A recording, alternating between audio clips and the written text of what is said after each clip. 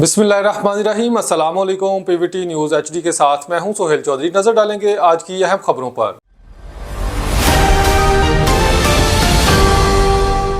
हमारे district reporter Pvt news नूर अहमद जुमलेरा की report के मुताबिक बुरेवाला में कैप्टन अली रजा पाक आर्मी 201 EB वाले की शादी और निकाह मास्टर मालिक मोहम्मद रियाज खोखर की बेटी फरियाल रियाज से फजल मुख्तार मैरिज हॉल गगू में इनकाद पजीर हुई। कैप्टन अली रजा आजकल अटक में बतौर कैप्टन पाक आर्मी अपनी ड्यूटी सर अंजाम दे रहे हैं, जबकि Faryal Riaz sampling department of medicine Lahore में खिदमत सर अंजाम दे रही हैं।